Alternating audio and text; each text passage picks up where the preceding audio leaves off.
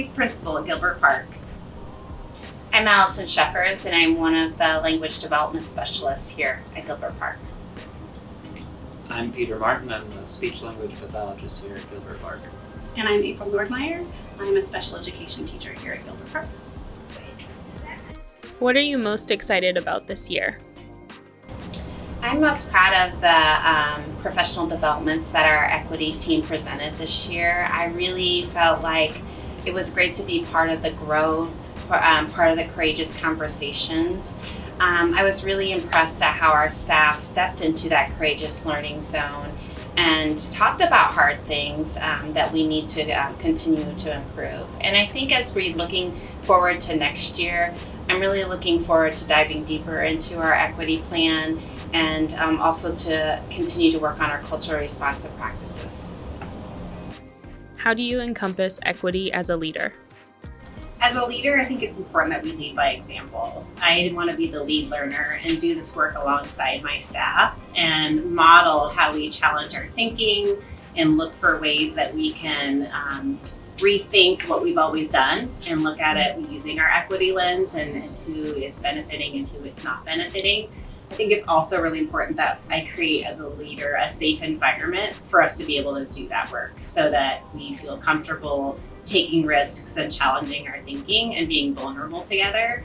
And I also think it's really important that I use data. I want to use our school-wide data from a variety of areas, from our students, our families, our systems, looking for where those inequities are happening so we can rethink those systems. How do you include the David Douglas School District equity lens when making building-wide decisions? The equity lens is a very important part of our decision-making process here at Gilbert Park. For example, in our committees, we really make sure that that's a central focus in our decision-making. And the question that comes to mind for me is, who does this decision impact both positively and negatively? This year, all staff all teachers are on a committee. So the equity lens is a part of every conversation we have around family engagement, student learning, and positive behavior systems. What does a racially affirming school environment look like? To us, a racially affirming school environment looks like a place where all cultures feel represented and valued. From the signage in the hallways to the materials in the classroom, we kind of want to make sure that all our students feel seen. Our teachers work really hard to make sure we have inclusive libraries, books that both offer the mirrors and windows to a diverse range of human experiences. We hope that our school can be a place where children and staff can make connections with others, a place where people feel safe and have a sense of belonging. What is your equity stance? Well, as you know, in January of 2020, David Douglas adopted an equity plan, and that plan included an action plan. And so we've been working really hard here at Gilbert Park to take that action plan and put it into action here at Gilbert Park.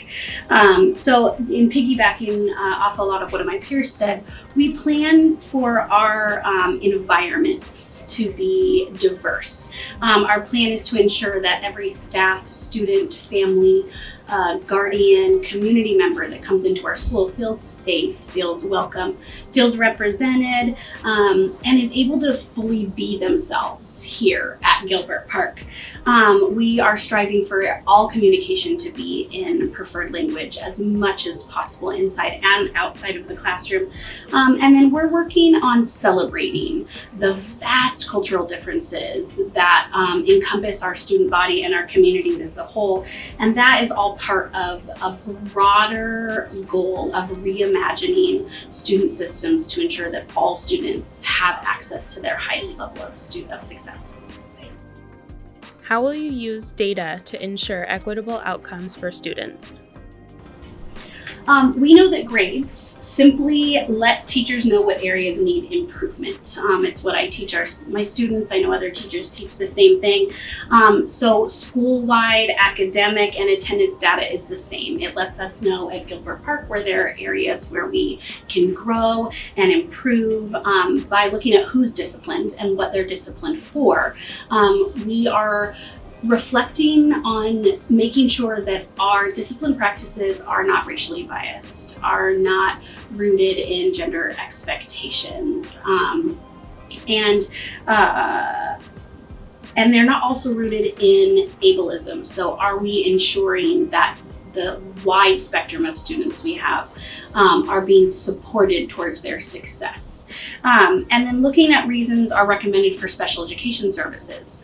We are really reflecting on, are they being kind of encouraged in that direction for the right reasons? Are we ensuring, again, that it is not racially or gender motivated or based on their English language needs or specific disability types? So we're really trying to ensure that it is the right space, the right fit for each student.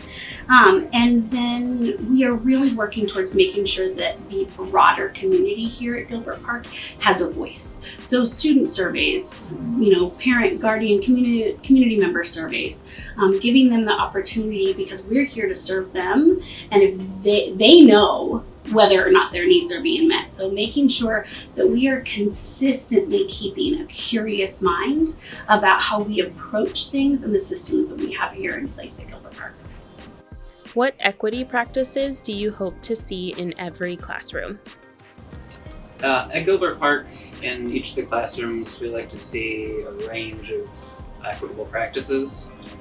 Using culturally responsive teaching practices, such as greeting the students by their name at the door, all the way up to asking higher order questions of all students will kind of increase those equitable outcomes. We like to see students recognize their strengths and have teachers use those to meet higher expectations with academic achievement and try to close the opportunity gap.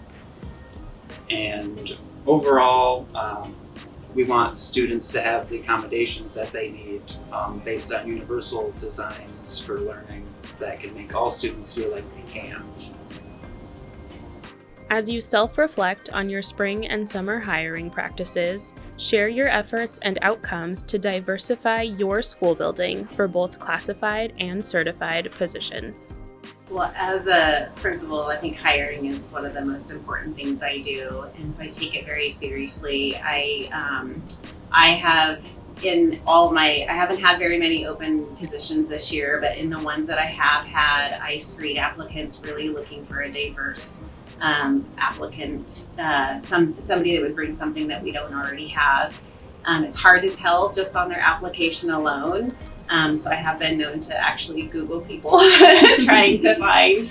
I haven't been as successful as I'd like to, so I'm looking forward to finding more ways to attract a diverse applicant pool, looking for people of color to join our staff. I think that to do that, I want to look at systems of why BIPOC candidates are not out there as much as we'd like them to be. And I think about what is it about school that they are not feeling connected or welcomed in our environment. So really looking at how are people experiencing our school, and how can I change that so that they see themselves as wanting to come back and work for us. So I want to look at it from a systemic level. I also in a systems level want to make sure that we're creating an environment here at Gilbert Park that makes people want to come and work here, so that it not only could we attract people, but we could retain them as well, that they feel safe and supported here, and it's a place they want to be. I'm Stacie Moncrief, principal at Gilbert Park, and we believe in equity.